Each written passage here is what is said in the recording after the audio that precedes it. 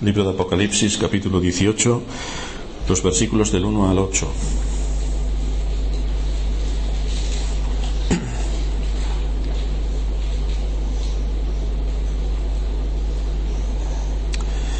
Después de esto vi a otro ángel descender del cielo con gran poder, y la tierra fue alumbrada con su gloria.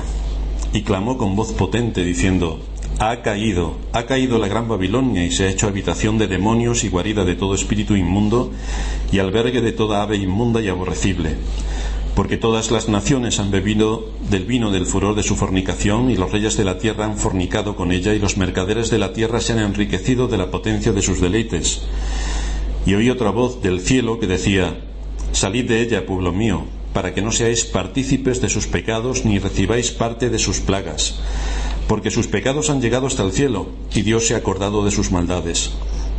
Dadle a ella como ella os ha dado, y pagadle doble según sus obras. En el cáliz en que ella preparó bebida, preparadle a ella el doble.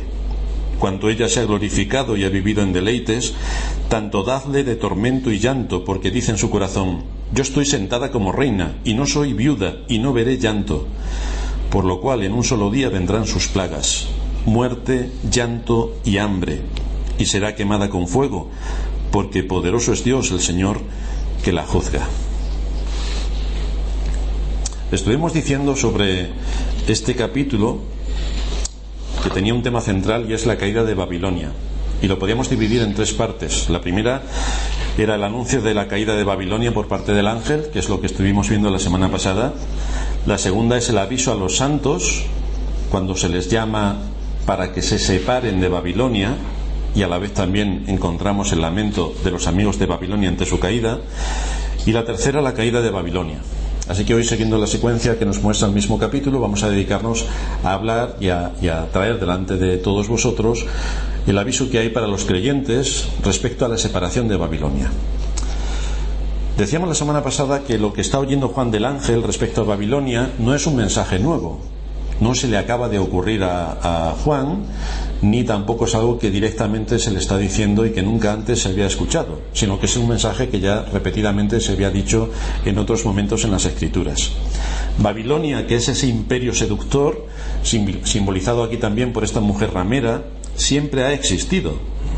Ha sido una fuente de soberbia, de poder y de sabiduría humana, que ha representado una amenaza continuamente para el pueblo de Dios, una amenaza continuamente para la fe y una amenaza para el Evangelio.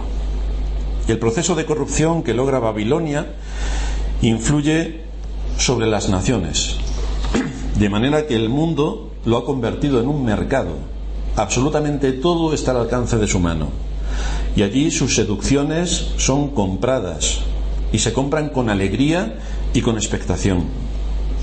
Nos hemos fijado cómo la Babilonia de este mundo está sostenida y recibe su poder para ser un medio de influencia a través de todas las fuerzas del infierno. Es el infierno quien la sostiene, y es el infierno quien la mantiene. De esta manera ha logrado introducir un germen corruptor en nuestra sociedad que ha provocado que todas las instituciones se vuelvan contrarias al Evangelio.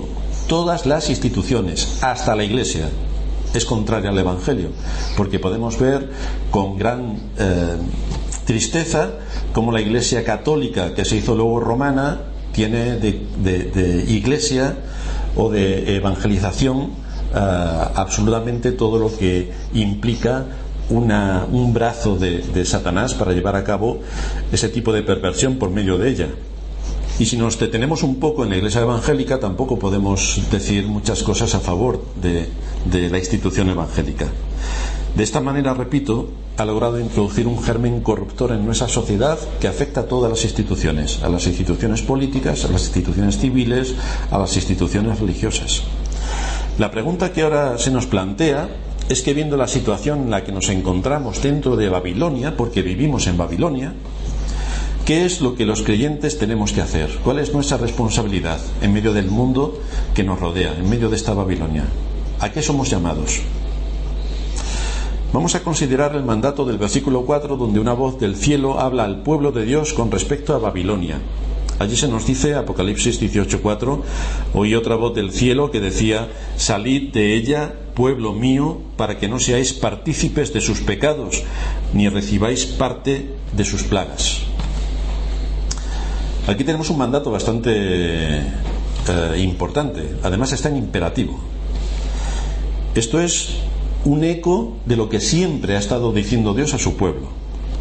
Vamos a hacer un breve repaso de las enseñanzas bíblicas que definen y precisan este mandato de Dios. Por ejemplo, si nos vamos a Isaías capítulo 48, versículo 20, allí tenemos el mismo mandato: salid de Babilonia,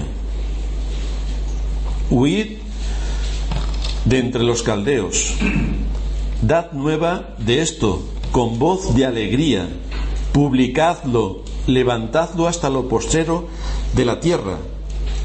Decid: redimió Jehová a Jacob, su siervo. Es algo que nos debe llevar a evangelizar con alegría a los que han salido de Babilonia.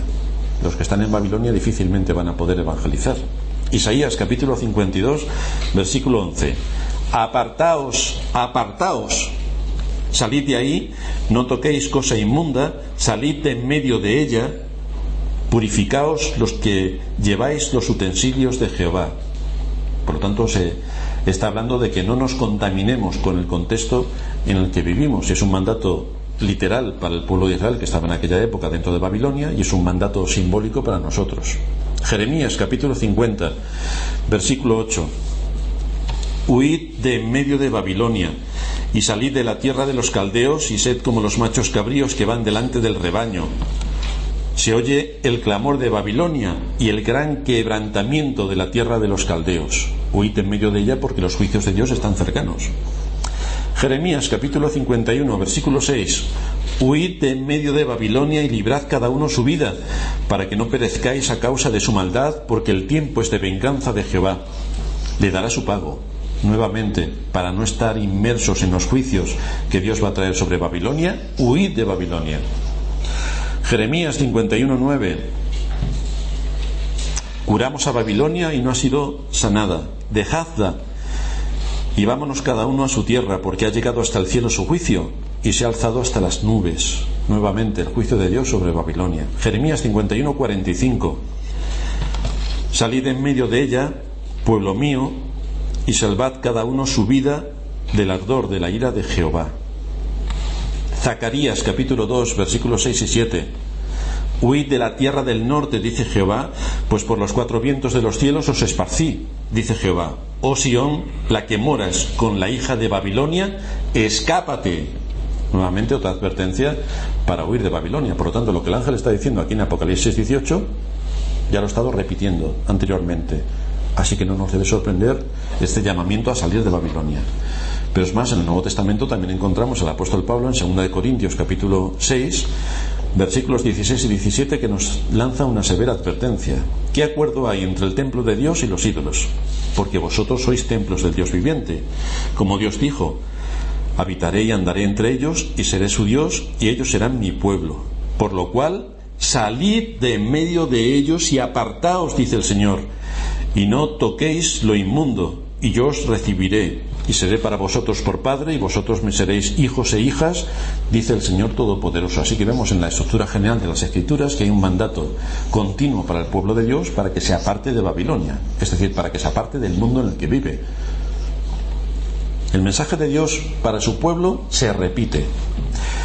Dios siempre envía la misma palabra respecto a Babilonia. Hay que salir de en medio de ella, hay que huir de sus encantos seductores, hay que escapar de sus promesas de esperanza vanas. Los que han sido renacidos por el Espíritu de Dios tienen que poner su confianza en Dios, deben depender de Dios, deben encontrar en Dios su guía y deben buscar en Dios la solución para sus dificultades. Es que esto es exactamente lo opuesto a lo que ofrece Babilonia, porque Babilonia te ofrece, con su carácter seductor, la solución de todos tus problemas. Entonces, si tú pones tu corazón, tu confianza y tu guía en Babilonia y dices que eres creyente, estás en contraposición a todo lo que la Escritura afirma sobre aquellos que son creyentes. Por lo tanto, como estamos en un asunto de vida o muerte, es algo digno de meditar. Esto ha sido siempre una necesidad de los creyentes. Siempre ha existido esta tensión entre estas dos realidades que son incompatibles. Todo lo que ofrece Babilonia y todo lo que la Escritura demanda de los creyentes. Así que vamos a profundizar en las dos razones expuestas en nuestro pasaje para escapar de Babilonia. Una Babilonia donde influyen los poderes del infierno para que los hombres no sigan a Cristo y para que menosprecien el Evangelio. Y se nos dan dos razones importantes. La primera es para no participar de sus pecados y la segunda para no recibir sus plagas. Así que vamos a estudiar estas dos razones que nos da la Escritura para salir de Babilonia. En primer lugar, como estamos diciendo, se nos insta a salir de Babilonia, que nos quiere someter a sus modas de pensamiento. Nos quiere someter a vivir como ella está viviendo. Y dependiendo de la época o de la situación social en la que nosotros podamos estar, Babilonia actúa de una u otra manera. El propósito siempre va a ser embaucarnos, seducirnos, engañarnos y hacer que corramos a la misma vez que el mundo, sea cual sea la época. Todas las épocas tienen sus modas y lo que demanda el mundo es que nosotros vayamos corriendo detrás de sus modas. Así que sea lo que sea que tengamos que hacer, recibimos una fortísima presión para que aquello que Dios ha enseñado en su palabra sea menospreciado, porque todas las modas de pensamiento a lo largo de todas las épocas son contrarias a la palabra de Dios. Da igual la época en la que los creyentes hayan vivido, siempre han tenido esta presión de su entorno para abandonar al Dios de sus padres y para sumarse a la moda del momento, que evidentemente es lo más cómodo para la carne. El asunto es que es letal para la fe. En los primeros siglos estuvo la moda de someterse a la idolatría del Imperio Romano, luego a la idolatría del catolicismo romano, luego seguimos avanzando y vamos a la época del racionalismo y ya llegamos como hoy a la época del buenismo, con lo cual siempre vamos a tener algo para sumarnos a la corriente de este mundo y hacer que lo que Dios dice con severidad y con rigor en su palabra sea completamente dejado de un lado y sigamos lo que la corriente del mundo de la época que nos ha tocado vivir nos dicta. En todos los casos, fijaos que es el hombre quien quiere enseñar al hombre cómo dirigir su vida, y en todos los casos se saca a Dios de la vida, se menosprecia su palabra y se tira por tierra en nombre de Cristo. En todos los casos. Ese es el propósito final que se persigue. Ya en tiempos de Isaías encontramos esta afirmación en el capítulo 5, versículo 20. Hay de los que a lo malo dicen bueno y a lo bueno malo, que hacen de la luz tinieblas y de las tinieblas luz, que ponen lo amargo por dulce y lo dulce por amargo. Es decir, ¿cómo podemos darle la vuelta a todo lo que Dios nos dice en su palabra para que aquellas cosas que son buenas y provechosas para los hombres se vean de una manera negativa y las cosas que son negativas y perniciosas se puedan cambiar mediante el lenguaje y mediante que todos digan que eso es así, para que evidentemente sea así? Así que nos encontramos con dos corrientes de pensamiento completamente opuestas que se enfrentan tanto desde el terreno de la sabiduría humana como desde el terreno de la verdadera religión. El ataque es continuo. El no creyente procura por todos los medios que Dios no aparezca en escena. Ya os habréis fijado cómo su continuo propósito desde los distintos estamentos sociales y políticos es despojar a Dios de su posición como creador. Ahí tenemos las grandes universidades que fueron creadas para darle gloria a Dios y honra por todo lo que Él nos ha dado en la creación y poder estudiar toda la creación al detalle. Vemos que desde esas mismas universidades se despoja a Dios de su posición como creador. Y como todo el mundo sabe, venimos de los monos, no del Dios creador que hizo los cielos y la tierra con un poder y sabiduría infinita, no, venimos de un simio. Ese sí que tiene poder, que nos lo da a nosotros, que somos seres humanos. Pero el pueblo que se llama creyente tampoco está muy lejos de esta posición, porque el pueblo que se llama creyente asume el mismo propósito sin decirlo, pero la realidad es que despoja a Dios de su posición como redentor. Unos quitan a Dios en su papel de creador, otros lo quitan en su papel de redentor. El hombre no creyente busca todas las artimañas posibles para hacer creer que todo lo que hay en el universo es fruto del azar o de la casualidad.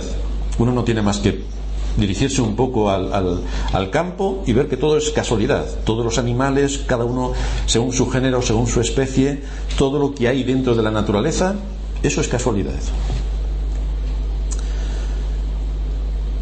Pero el que se llama creyente busca todas las artimañas posibles para hacer creer que quien se salva es el propio hombre que decide por sí mismo tomar las riendas de su destino y casualmente salvarse por su gran poder. A algunos no les hace falta ni siquiera que Cristo viniese a morir por ellos, porque ya se consideran buenos. Y la pregunta que muchos se hacen es: ¿cómo, siendo yo así de bueno, necesito a Cristo, si ya por mis propias obras puedo entrar en el reino de los cielos? Esto es lo que ha hecho la Gran Babilonia, su poder de seducción, su poder de engaño, que es colosal. En los dos casos podéis ver cómo despoja a Dios de su poder y de su autoridad, cómo se menosprecia su palabra y cómo se ridiculiza en muchos casos para hacer que la palabra de Dios sea tenida en poco, que sea un asunto de niños, no de personas ya adultas como nosotros. Así que el objetivo continuo de la Gran Babilonia es someternos mediante sus engaños. Todo ser humano viene a este mundo con un principio del bien y del mal implantado en su conciencia. Todo ser humano viene a este mundo con la ley de Dios en su corazón. Pero Babilonia se esfuerza en arrancar la ley de Dios mediante la perversión del mensaje, haciendo que lo malo sea visto como bueno y que lo bueno sea visto como malo. Y ese es el mundo en el que vivimos. Ahí tenemos los 10 mandamientos que uno a uno el ser humano se encarga de pulverizarlos, uno a uno. Y así estamos viviendo en nuestra época, y si nos vamos 2 siglos atrás encontraremos lo mismo, y si nos vamos 10 siglos atrás encontraremos lo mismo como los hombres buscan los resortes oportunos para que los 10 mandamientos queden completamente anulados. Habla hoy al mundo en el que vivimos de que Dios exige la adoración que es debida a su nombre. Se partirán de risa. Pero háblale a las iglesias evangélicas de que Dios tiene este día para la adoración pública a su nombre, y eso sí que se partirán de risa también. Por esa razón nos encontramos que lo que hace 50 años estaba bien y se consideraba digno de aprobación, hoy se ve mal. Lo que era motivo de elogio en el pasado, hoy es motivo de burla. Y aquellos principios por los que muchos de nuestros antepasados murieron, hoy en las iglesias, por defender la doctrina que supuestamente deberían tener, se lo toman a burla. Si nos centramos en el contexto de la Iglesia, podemos ver cómo el que se llama pueblo de Dios, lejos de estudiar su historia y conocer las raíces del Evangelio y cuáles han sido los enemigos a los que la Iglesia ha tenido que combatir a lo largo de los siglos a fin de aprender del pasado y prevenir los problemas en el futuro, en general nos encontramos que la gente quiere permanecer en ignorancia, la ignorancia más absoluta, y dejarse llevar sin ninguna duda por ese poder engañoso que está dentro de la que se llama Iglesia, que sin ningún cargo de conciencia vulnera los mandamientos alegremente. Por eso nos podemos encontrar en un día como hoy, al que se refiere el 4º mandamiento, que prácticamente el 90% de las iglesias lo violan tan tranquilos, y además con alegría. Es decir, todo lo que no hemos podido hacer en los 6 días de la semana lo vamos a hacer el domingo, porque para eso está.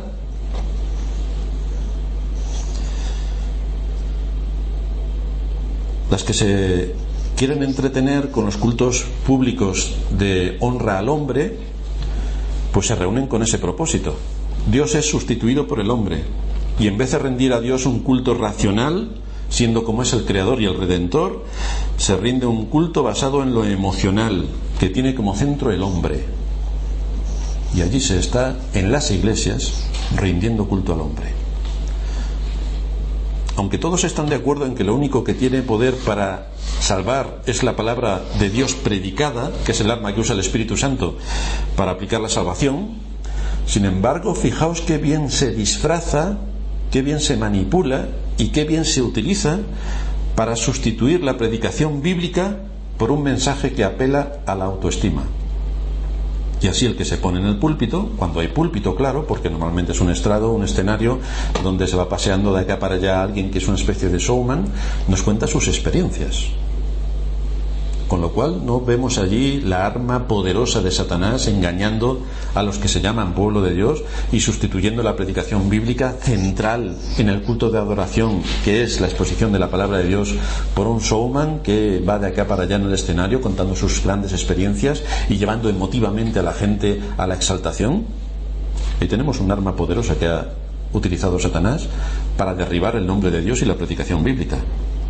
De ahí que nos llame la Escritura a huir de esta gran ramera, a no dejarnos seducir por sus manipulaciones y sus engaños, porque son terroríficos y son letales. Evidentemente, lo que es natural para nuestra naturaleza corrupta es hacer lo que nos dicta el corazón. La gente allí hace todo lo que hace de una manera sincera, claro, pero de una manera sincera están adorando a Satanás y no a Dios. Y eso es exactamente de lo que tenemos que huir, de hacerle caso a nuestro corazón y seguir los dictados de nuestro corazón para obedecer lo que Él nos tiene que decir. Tenemos que guardar la distancia suficiente para no ser influidos en participar de los pecados a los que esta ramera induce a la gente. Esto es lo que llamamos la doctrina de la separación. Estamos en el mundo, pero no somos del mundo, somos peregrinos. El asunto es cuando perdemos esto de perspectiva. Muchos, malinterpretando estas afirmaciones de las Escrituras, dijeron, para huir del mundo, lo estábamos comentando la semana pasada, qué mejor que irnos a un monasterio y dedicarnos al monasticismo, es decir, no queremos ver a nadie, no queremos tratar con nadie. En un monasterio encerrados nos vamos a leer la Biblia 2 veces cada día y así seremos más santos y estaremos apartados de todo el mal que nos puede influir. Pues es una posición muy interesante, pero no quita el problema, porque el problema, aparte de lo que hay fuera, también lo tengo yo. Con lo cual, si no trato la fuente del problema, difícilmente voy a encontrar la solución al problema que tengo. Por eso el Señor decía en la oración que eleva ante su Padre, no ruego que los quites del mundo, sino que los guardes del mal. Estamos en medio del mundo y tenemos que saber qué armas tenemos que utilizar para no mezclarnos con el mundo y no seguir haciendo las cosas que hace el mundo. Para los judíos temerosos de Dios, el ser llevados cautivos a Babilonia, como recordaréis, supuso una ruptura radical con todo lo que ellos creían, con todo lo que ellos amaban y con toda la forma de vida que habían desarrollado. Muchos de ellos, como Daniel, pasaron de un contexto religioso santo y puro al mundo de los deseos con todas las tentaciones imaginables que os puedan venir a la mente. Todo lo que pudiera desear lo tenía, y además gratis. Se provocaba para que tomase de todas aquellas cosas que estaban a su disposición. En los tiempos de estos profetas del Antiguo Testamento, salir de Babilonia podía significar literalmente salir de esa ciudad que era una terrible pesadilla para la fe y a la vez un atractivo para la carne. Es decir, aquello a la carne le gustaba mucho, pero era completamente letal para la fe. Para un inconverso, aquello era el paraíso. Para un verdadero hijo de Dios, aquello le podía hacer pecar continuamente, con lo cual tenía un grave problema. Pues esta es la situación en la que nos encontramos también nosotros. Para un inconverso, el mundo es lo mejor de lo mejor. Puede hacer lo que le dé la gana, sobre todo en esos días que cada uno puede campar a sus anchas. Puede hacer lo que le dé la gana. Pero para un verdadero creyente, esto es un terrible campo de batalla. Además que es una situación paradójica, porque la carne desea todo aquello que tenemos a nuestro alrededor para tomarlo, pero las convicciones del verdadero creyente, los principios de las Escrituras, nos llevan a lo contrario. Es exactamente el mismo problema que podía tener Daniel, que ha sido arrancado de su hogar, donde tenía los cultos a Dios, todo puesto en su sitio, cada cosa en su lugar, instruido por unos padres que le enseñaron el temor de Dios, y solamente hay que ver su conducta para deducir que sus padres se esforzaron enormemente en poner en la mente y en el corazón de este niño los principios de las Escrituras. Y cuando llega a Babilonia, puedes hacer lo que quieras. Y Daniel decide no contaminarse. Habría que ver si muchos de nuestros jóvenes deciden no contaminarse en medio de un mundo como el que se vio Daniel de la noche a la mañana. Y habría que ver también si muchos de nosotros, que ya somos mayores, podríamos someternos a semejante tensión y a semejante situación sin hacer lo que hizo Daniel. En nuestros días no se nos llama a huir de algún lugar determinado. Los profetas del Antiguo Testamento estaban diciendo al pueblo de Israel que saliese de Babilonia porque aquello era Babilonia. Pero a nosotros no se nos llama a huir de un sitio determinado, porque ahora Babilonia no está localizada en ningún lugar geográfico, sino que está por todo lugar de cualquier ciudad o nación. Y es allí donde nos encontramos todas las sutilezas y tentaciones del mundo en el que vivimos. Andamos en medio de Babilonia cada día, en las cosas que hacemos, en lo que vemos, en nuestras ocupaciones, en nuestros trabajos, con nuestros familiares, en todo está el espíritu de Babilonia. Por eso se nos dice con toda claridad: todas las naciones han bebido del vino de su fornicación, y los reyes de la tierra han fornicado, y los mercaderes de la tierra se han enriquecido de la potencia de sus deleites. Todo está impregnado con esta Babilonia. Su poder corruptor ha logrado intoxicar todas las instituciones de la sociedad, de manera que esta gran ramera puede inocular su veneno a través de la música, a través de los medios de comunicación, a través del deporte, a través de la enseñanza, a través del gobierno, a través del comercio, a través de la iglesia. Todos esos medios tiene para llevar a cabo su propósito. No hay área de la vida humana que quede inmune a su veneno y a su poder de seducción. De manera que los hombres se entregan a pensar según la moda de su época y dejan divagar su mente aprovechándose de todo lo que en esa época se les está dando. Se dejan arrastrar por lo que la gran masa va dictando, y esto implica que en cualquier época haya una gran hostilidad hacia Cristo y haya un menosprecio superlativo hacia el Evangelio, porque precisamente la Escritura está en el lado opuesto de lo que proclama la moda del pensamiento de cada época. La Escritura es firme y recta, y cada época va dando vaivenes de acá para allá, imponiendo sus modas. Así que si tú eres un verdadero creyente, vas a tener problemas en todas las áreas. Vas a tener problemas, eso con absoluta seguridad. Salir de Babilonia es adoptar una postura firme ante todas estas cosas a través de las cuales el mundo nos puede influir negativamente, para que asumamos otro concepto distinto al que Dios establece en su palabra.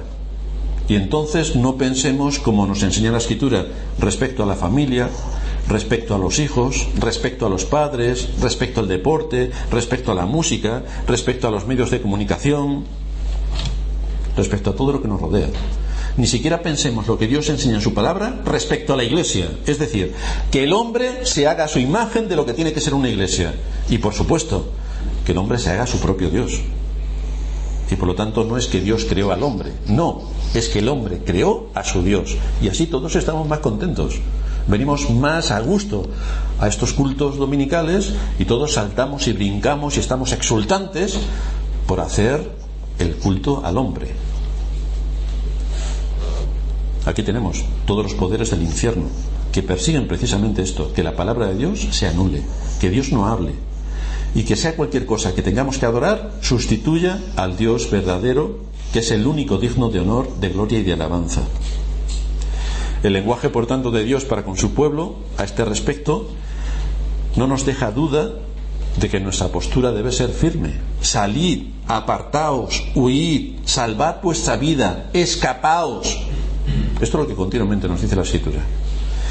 Y esto es para no participar del pecado de la Babilonia en la que vivimos. Es decir, que no nos sumerja en su dinámica de vida, que no nos sumerja en sus objetivos, que no nos sumerja en sus metas, que no nos sumerja en sus esperanzas, porque todo lo que nos ofrece es puro engaño y pura vanidad. Como dice Salomón, es correr tras el viento. ¿Alguien ha podido atrapar al viento? Pues eso es lo que nos ofrece Babilonia: correr tras el viento. Ahí vemos a los jóvenes entregados a sus placeres. ¿De qué les sirve? Absolutamente de nada.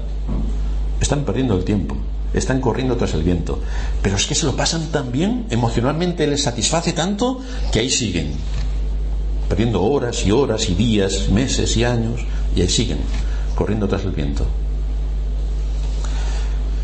La segunda razón que nos da la Escritura por la que debemos salir de Babilonia es para no recibir sus plagas.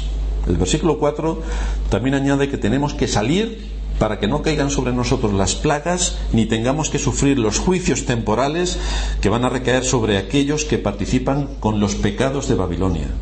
Por lo tanto, si nosotros vamos de la mano de Babilonia, es normal que recibamos los juicios de Babilonia. Es una consecuencia natural. Si recordamos las 7 trompetas que aparecen en los capítulos 8 y 9, allí veíamos que trataban juicios temporales de Dios sobre los hombres. A esto es a lo que se está refiriendo. eran avisos para que el hombre pudiese darse cuenta de la maldad de sus caminos y que le llevase a reflexionar. Pero como el hombre atribuye todo a la casualidad, es decir, pasan las cosas por casualidad, pues no se para a reflexionar qué es lo que está ocurriendo, si es un juicio de Dios o si es una prueba en el caso del creyente. Es algo que nosotros también tenemos que discriminar y tenemos que discernir. Pero nos encontramos tristemente que el hombre, incluido el creyente, es bastante reticente a reflexionar sobre su vida y a establecer la razón de por qué le ocurren ciertas cosas. ¿Por qué me pasan ciertas cosas? Porque la Escritura es bastante amplia al decirnos que Dios envía juicio sobre su pueblo. Entonces, si a mí me ocurren ciertas cosas que no son normales, deberé reflexionar para saber qué es lo que la providencia me está diciendo por medio de los acontecimientos que me están ocurriendo. Por ejemplo, ¿qué pensaría Daniel cuando fue arrancado de su casa y llevado a Babilonia y Jerusalén destruida y todo destrozado por allí? Si le preguntamos a cualquier inconverso de los judíos, que también había muchos, dirían, bueno, pues las guerras, esto son cosas de las guerras, lo que ha pasado aquí, son cosas naturales. Pero si le preguntamos a Daniel, y nos vamos al capítulo 9 de su libro, veremos que Daniel empieza a decir, hemos pecado, hemos transgredido la ley de Dios, hemos olvidado sus mandamientos, hemos desde nuestros príncipes, nuestros sacerdotes, todos hemos pecado, y por lo tanto el juicio de Dios vino sobre nosotros. Por lo tanto, en una mente convertida y crítica como la de Daniel, puede ver en el espectro de la guerra que ha sobrevenido sobre ellos y que les ha llevado cautivos, como Dios envió un juicio sobre ellos. Esto es también lo que nosotros tenemos que discernir en medio de las cosas que nos ocurren. ¿Es un juicio de Dios? Y Daniel acaba su capítulo arrepintiéndose delante de Dios y pidiendo su misericordia y buscando su rostro. Por lo tanto, el juicio de Dios le lleva al arrepentimiento. Y eso es lo que también nosotros tenemos que analizar en las cosas que nos ocurren a nuestro alrededor, que podamos discernir lo que nos está ocurriendo y que por lo tanto podamos ir a Cristo arrepentidos de lo que hayamos podido hacer. Tenemos por tanto que discernir los juicios temporales por los que Dios llama al arrepentimiento de las pruebas que me pueden servir para fortalecer mi fe, pero tengo que saber exactamente en qué situación estoy para actuar en consecuencia. Fijaos que este es uno de los mensajes constantes que el Señor lanza a las iglesias en los capítulos 2 y 3 de este libro. Allí las plagas vendrían sobre ellos si participaban de las obras infructuosas de las tinieblas. Por ejemplo, en Apocalipsis capítulo 2, versículo 14, el Señor le dice a la iglesia: tengo unas pocas cosas contra ti, que tienes ahí a los que retienen la doctrina de Balaam, que enseñaba a Balac a poner tropiezo ante los hijos de Israel, a comer de cosas sacrificadas a los ídolos y a cometer fornicación, y también tienes a los que retienen la doctrina de los nicolaitas, la cual yo aborrezco. Por lo tanto, está definiendo exactamente una situación en la que se encuentra la iglesia con el propósito de que corrija esa situación. En el versículo 23 de este mismo capítulo, le he dado tiempo, le habla a otra iglesia, le he dado tiempo para que se arrepienta, pero no quiere arrepentirse de su fornicación. Por lo tanto, yo le arrojo en cama y en gran tribulación a los que con ella adulteran, si no se arrepienten de las obras de ella. Y a sus hijos heriré de muerte, y todas las iglesias sabrán que yo soy el que escudriña la mente y el corazón, y os daré a cada uno según vuestras obras. Por lo tanto, vemos que hay juicios de Dios sobre la iglesia. No te arrepientes, estás con este pecado en medio de ti, no te arrepientes, viene un juicio. No te arrepientes, viene otro juicio. No te arrepientes, viene otro juicio. De manera que estas son las razones expuestas aquí para salir de Babilonia, para no participar con este mundo. Si nos vemos participando en sus pecados y corriendo según la moda de la época en la que nos ha tocado vivir, nos haremos merecedores de los juicios de Dios con los que visita a los hombres. Nos haremos merecedores de sus plagas. Por lo tanto, algunas preguntas que nos debemos hacer: ¿en qué situación nos encontramos nosotros? ¿En qué situación me encuentro yo? ¿Guardo este principio de separación? ¿O como todo el mundo me parece bueno y todas las cosas me parecen lícitas, no tengo ningún problema en juntarme con quien sea, ir a donde sea y hacer lo que sea?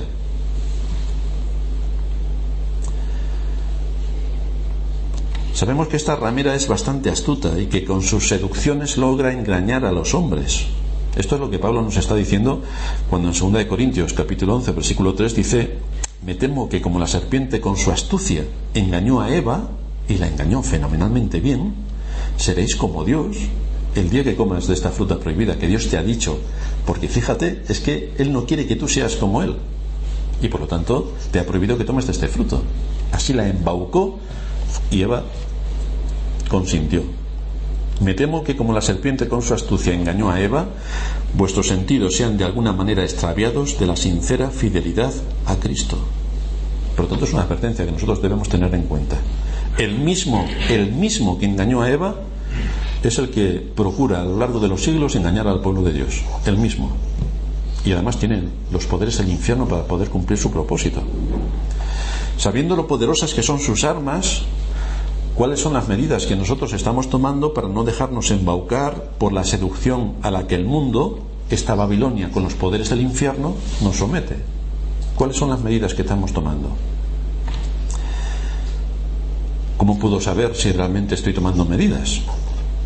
Una pregunta que cada uno de nosotros debería hacerse es: ¿estoy progresando en santidad? Porque si no progreso en santidad, tengo un grave problema, y es que soy muy amigo del mundo, porque no hay ninguna diferencia entre alguien del mundo y yo. Por lo tanto, si no progreso en santidad, estoy andando de la mano con el mundo. La segunda pregunta que cada uno debe hacerse es si hay un crecimiento razonable en conocimiento de la palabra de Dios que me lleva a amarle más y por lo tanto a obedecerle. Y obedecerle aquí, cuando lo decimos todos juntos, suena muy bonito, pero luego cuando llega un caso concreto hay que obedecer. Le decimos a los niños: hijo mío, tienes que obedecer. El niño dice: sí, papá. Luego se va el niño y, sabiendo que nosotros le hemos dicho, por ejemplo, que no baje al patio, pues el niño baja al patio. Claro, no asocia lo que es la obediencia con bajar al patio. Entonces baja al patio porque para el niño eso no es desobedecer, es simplemente bajar al patio. Pues tenemos que darnos cuenta de si nosotros también estamos en esa situación, que intentamos justificar lo que hacemos porque es lo que desea nuestro corazón. Y por lo tanto, como lo desea nuestro corazón, eso tiene que estar bien, cuando todos sabemos que el corazón es engañoso más que todas las cosas. Otra pregunta que debemos hacernos es: ¿puedo medir ese crecimiento? ¿Estoy creciendo en santidad? ¿Estoy estudiando más las Escrituras? ¿Estoy recibiendo mejor la palabra de Dios? ¿Yo eso lo puedo cuantificar? ¿En qué manera? Porque si no puedo medirlo, es que estoy seducido por el mundo, porque estoy andando a la misma vez que el mundo. Por eso no puedo medir cuál es la diferencia entre mi grado de santidad y en qué tiempo estoy consiguiendo ese grado de santidad, porque es que no hay. Con lo cual, si no hay absolutamente nada, es que estoy en medio de la onda a la que me lleva el mundo. El poder de esta gran Babilonia, su seducción y su engaño contra el hombre y contra los creyentes en particular, van dirigidos todos en la misma dirección: que el hombre no atienda la ley de Dios. Ese es su propósito. Que no vea en Cristo el Salvador que necesita para ser librado de la muerte. Y desde luego que no atienda a la palabra de Dios, que quede completamente menospreciada. Sí, eso es lo que dice la palabra de Dios, pero acordaos que es que la palabra de Dios lleva 2000 años escrita. Por lo tanto, eso es lo que decía Pablo en aquel tiempo. Nosotros ya no, que somos del siglo XXI, somos mucho más inteligentes que Pablo. ¿Dónde va a parar? Con lo cual la palabra de Dios no nos sirve. Si el creyente permite que su corazón se haga todas estas argumentaciones del mundo, entonces está completamente a la merced de Satanás, que ha cogido su corazón, lo ha vapuleado, lo ha engañado, lo ha seducido, y el creyente alegremente va corriendo según la moda del mundo. Eso sí, dice que es creyente, pero salvo el decir que es creyente, lo demás no se parece en nada. Así vemos a muchos que engañan dentro de las iglesias, que a veces pensamos: pobres iglesias. No, de pobres iglesias nada. El que predica tiene una gran responsabilidad, la misma que el que escucha. Así que de pobrecitos nada. Que se lean las Escrituras y que busquen en Dios su confianza.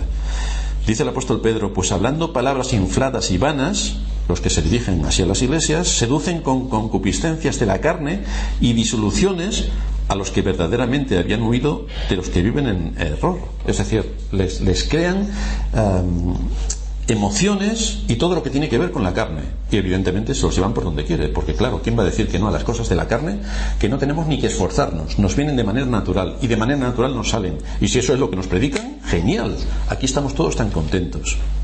Les prometen libertad y son ellos mismos esclavos de corrupción, porque el que es vencido por alguno es hecho esclavo del que lo venció.